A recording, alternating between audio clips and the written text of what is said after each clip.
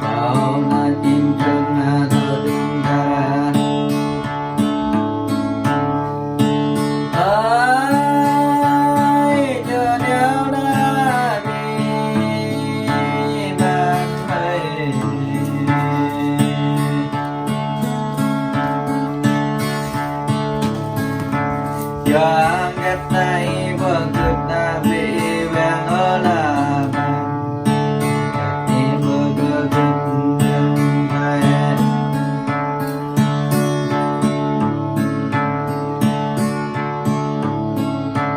hôm nay comment tôi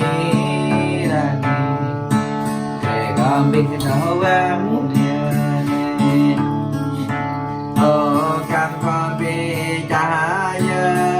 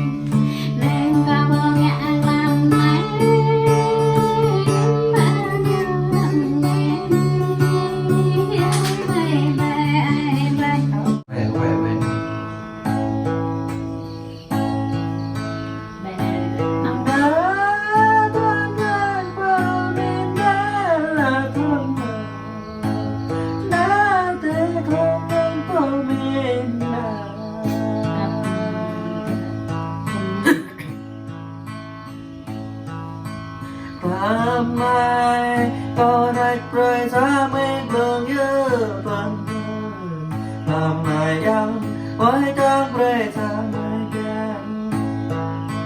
làm này yang với men bề xa mới ta yang thuận đã thế thuận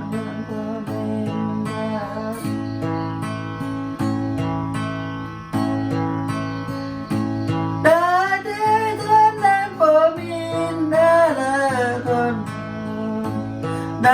thế con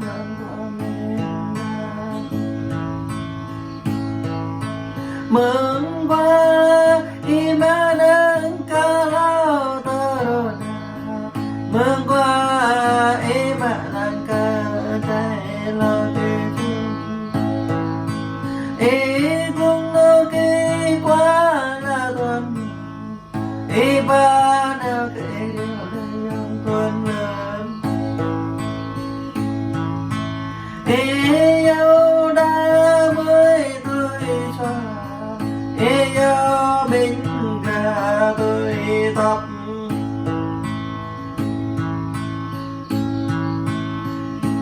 ta dòng con nhân tôi đã để thuần đã để thuần của mình